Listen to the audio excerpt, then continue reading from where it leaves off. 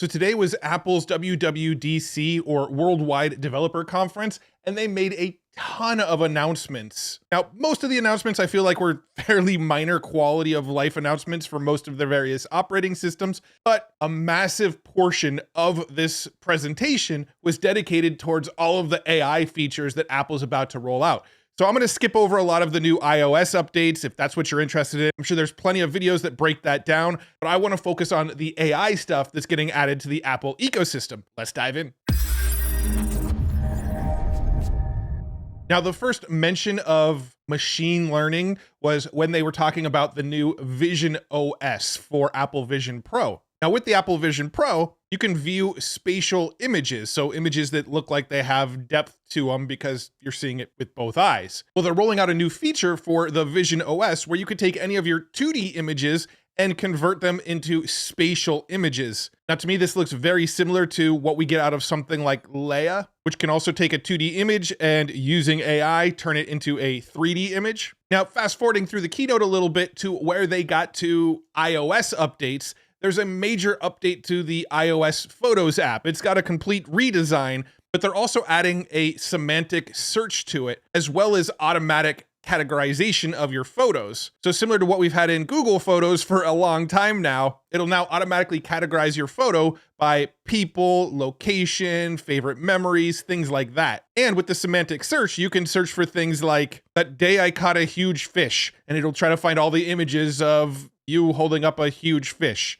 The AirPods are getting a minor AI update with voice isolation. So if you're in a noisy environment and you have your AirPods on and you're talking to somebody, it isolates just your voice and tunes out all of the noise around you. So it should sound crystal clear to whoever you're talking to on the other end of the phone. The Apple Watch also got some AI updates. Probably the coolest update being that when you're in a new location, your Apple Watch detects that new location. And if it's a location that speaks a different language than you, it'll automatically recommend on your watch the translation feature. So let's say I'm traveling to Japan. When I'm in Japan, I look at my watch, it'll say, would you like to use the Japanese translation feature? And then I can speak in English into my watch and have it translated in Japanese back out to whoever's near me. So I can ask questions like, how do I get to the bus station?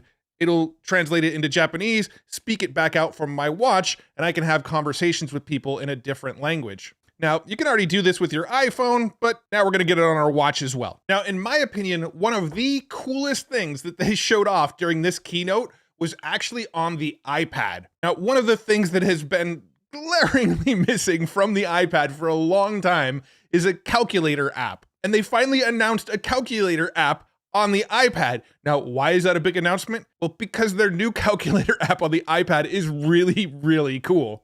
It has a feature called Math Notes, where you can actually write out the math problems with your Apple Pencil on the iPad, and it will solve those problems. And it will solve very complex problems as well, not just simple addition and subtraction problems. In the demo, they were showing people drawing full-on graphs and asking for angles on certain portions of the graphs and charts and diagrams, and it just does a lot of really, really cool stuff, and was probably the biggest showstopper moment from the entire keynote. They also added this Math Notes feature into the Notes app. So you can solve math problems directly inside of the Notes app as well. With the Notes app, you can handwrite stuff into that app. It will actually learn your handwriting, clean it up so it's easier to read, and then actually write future stuff that you ask it to write in your handwriting. That all uses machine learning, and they call that Smart Script. The Mac OS also got some big updates. I'm not going to go through them all, but they also added that same Math Notes feature into Mac OS, so you can do that directly on your desktop or MacBook as well. They've added iPhone mirroring, and I know this isn't an AI feature, but it's one of the cooler features that I thought they showed off. You can have your iPhone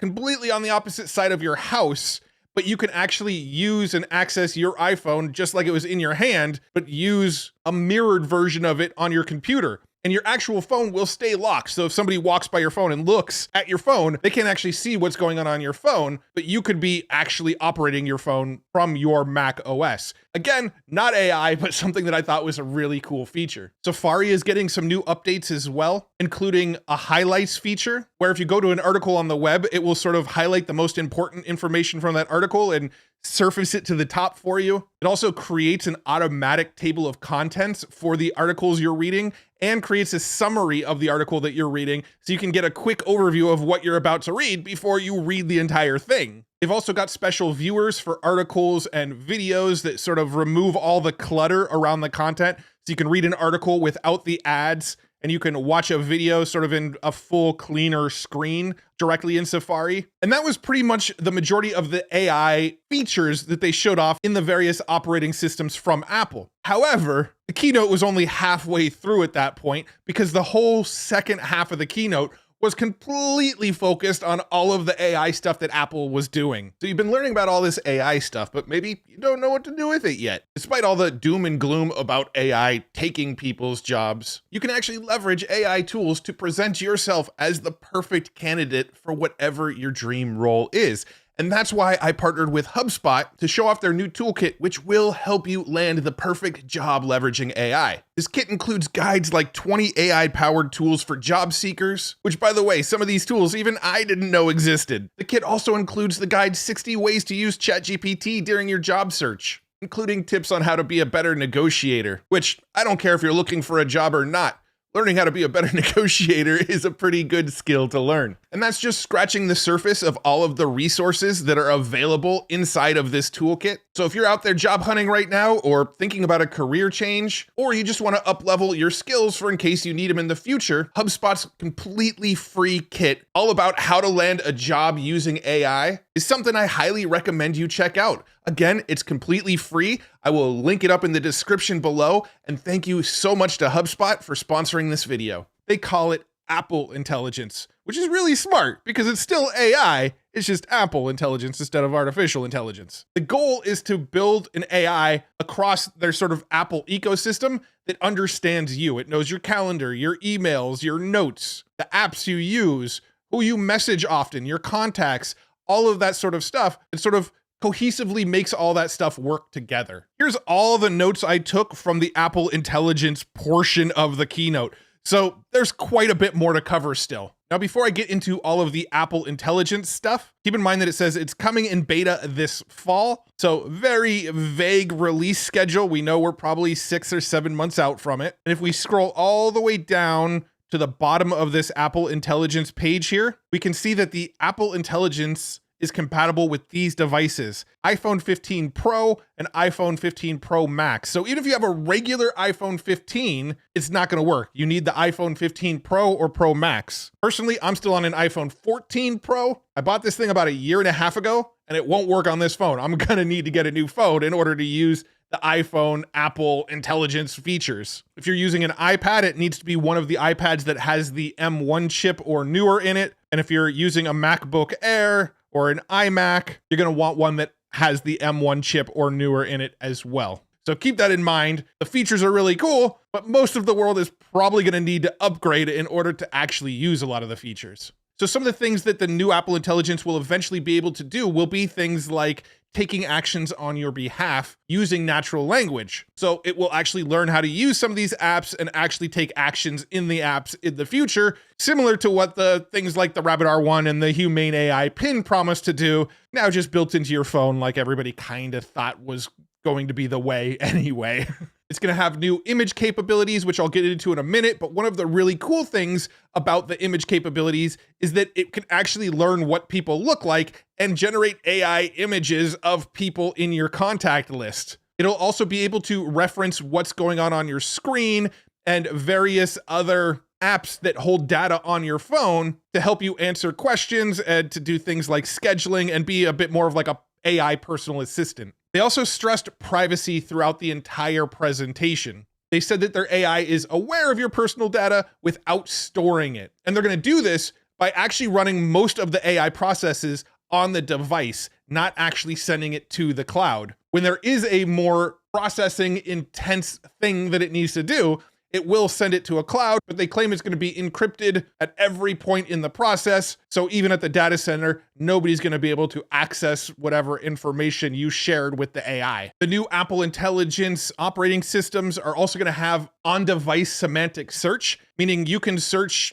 however you want and whatever sort of wording you want, and it will understand the context of that search and then try to bring up the proper app or proper photo or proper text message or whatever it is you're looking for. So you'll be able to say things like, what time was I supposed to pick up my mom from the airport? It'll be able to look at your text messages and your calendar and maybe your emails and help you find that information across all of the various apps on your phone. And next up, they talked about Siri, which to me is funny that it took us this long to talk about Siri on an AI YouTube channel, because quite honestly, Siri has really sucked for a long time. But now Siri is getting this AI upgrade. It's going to have more contextual awareness around all of your apps, all of the data on your phone, text messages, emails, calendar, all of that. It's going to have that contextual awareness so that when you ask questions, it could answer those questions based on all of the information on your phone. It'll also be able to take actions for you in a much better way than it can now. So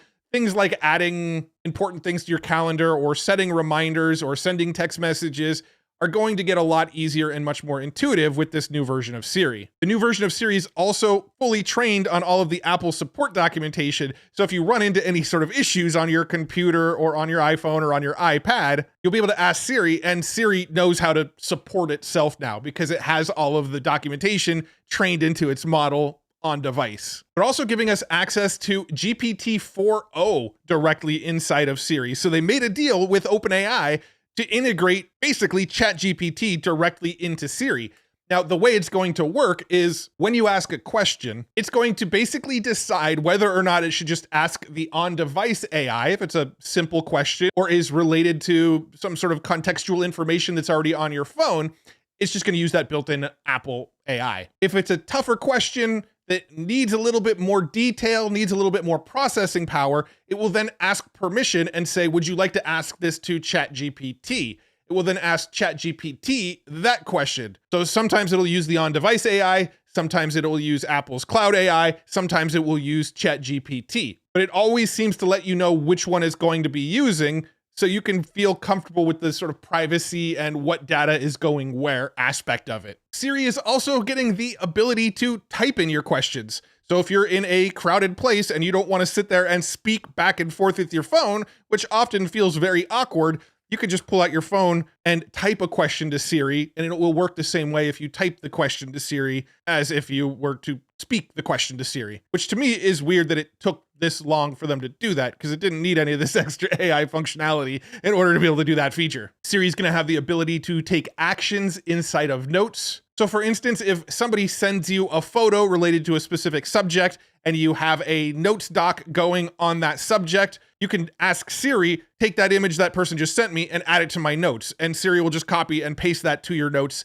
automatically for you. They also showed off examples of maybe you were on a meeting and it could listen to the meeting summary and send that meeting summary to an email for you. They call these app intents, and these are actually going to be made available via the API. So developers who are developing apps on iPhone and Mac OS and the various Apple ecosystem are going to get access to add these features inside of their apps as well. There's a bunch of rewriting features, the types of features we already sort of use ChatGPT and Gemini and Jasper and some of these tools for. Directly on your device, you're going to be able to rewrite things that you've written. So maybe you've written an email to somebody, but you want that email worded a little more eloquently. The on-device AI will be able to reword that email for you. Maybe you want a document or email that somebody sent you summarized. You'll be able to summarize directly on device. There's also a proofread feature where if you write something and you just want it to check the spelling and grammar and readability of it,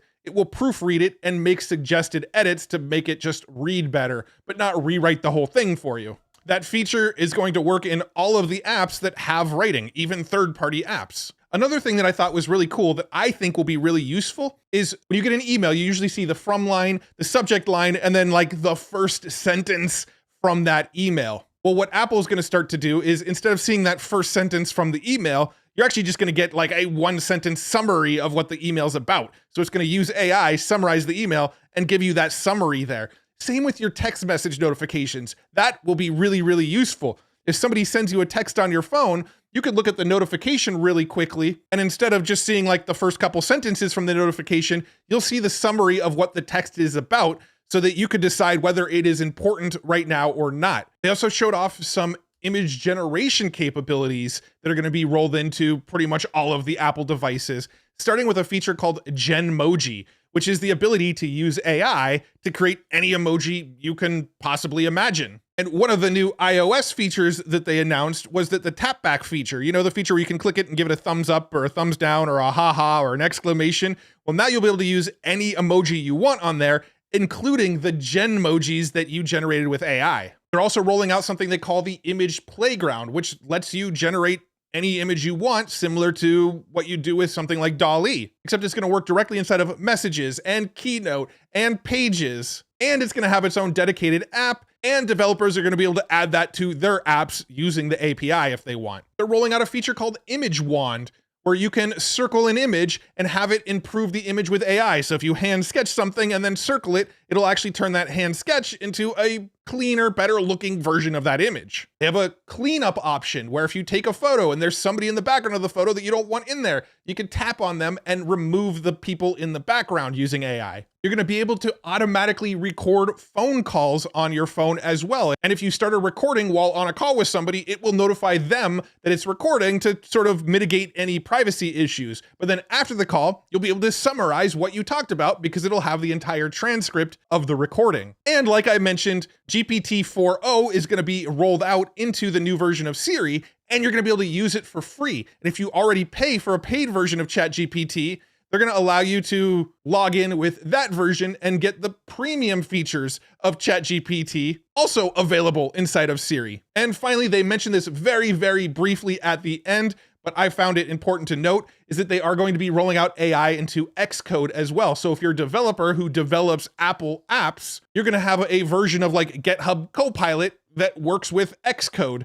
So AI will be able to help you develop apps directly for Apple as well. So my final thoughts on this keynote, I actually thought it was really, really cool. I think that a lot of the AI features they showed off will actually finally bring a lot of the features that us AI nerds have been playing around with for a long time into the mainstream, right? I didn't really feel like there was anything announced that we haven't seen before, but that's kind of Apple's way, right? They kind of let other people break the ground on new technology, and then when it's proven for these other companies, then they start rolling it into what they're doing. That's what we're seeing with AI here. There was really no feature that I was like, that's mind-blowing. I've never seen anything like it before.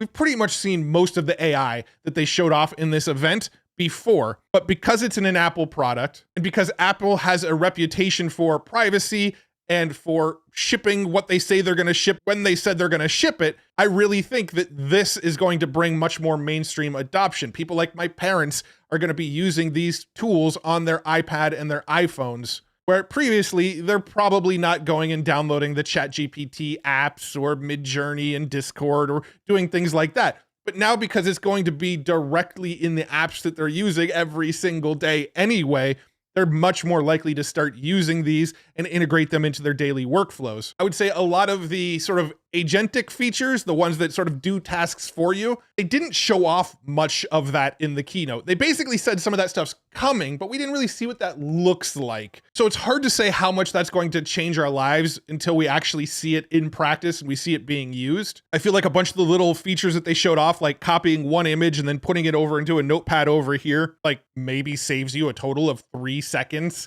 It doesn't feel like stuff that's going to save you, hours out of your day. It feels like little tiny quality of life updates using AI that are going to save you a few minutes. I also think Apple is really playing it safe here, as they've been known to do. If you notice their AI image generator, it actually only generates in like cartoony styles. You have the option to do animate, illustration, and sketch, I think. So there's really no possibility of people creating like deep fake photos using these Apple apps. You're only going to create really cartoony stuff that isn't going to fool anybody. Most of the on-device AI is for things like helping you find and manage apps on your phone, or maybe answering basic questions or doing math for you, things like that. But then if you want to do any sort of creative writing or get book summaries or things like that, it actually sends you to a third party. It sends you over to GPT 4.0. So Apple probably won't be, liable if copyrighted work gets produced with the AI, because that's going to be the function that OpenAI performs for Apple instead of Apple actually performing it. So I feel like a lot of the plays they made are sort of very Apple plays, and they're very safe bets. and they know people are concerned about privacy. They know people are concerned about where their data is going.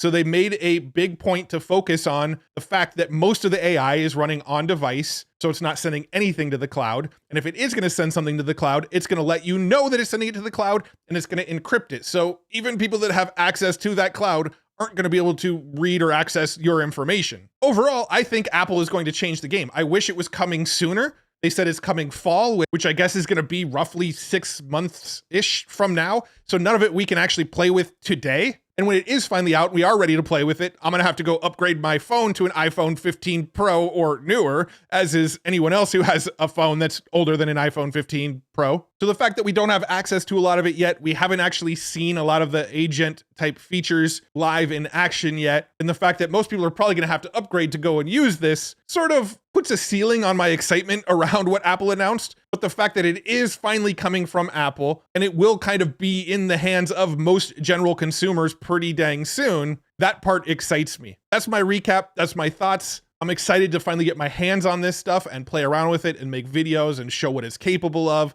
and learn some new use cases for it and things like that. But it looks like we're going to be waiting for at least 5-6 months or so before any of us actually get to play around with it. But cool to see that Apple is finally in this AI game. I'm excited to see what they do with it. What are your thoughts on the Apple event? Leave a comment below. Let me know. Was it just hype fest and nothing substantial that you're excited about? Are you pumped about this stuff? Let's start a discussion and let us know what you think about the Apple event and the new AI features that they're all rolling out over there. Thanks again for tuning in. I really appreciate you. Check out futuretools.io for all of the latest AI news and all of the coolest AI tools. Make sure you join the free newsletter. I'll keep you up to date with the most important news and the coolest tools directly in your inbox. It's totally free. We've got giveaways.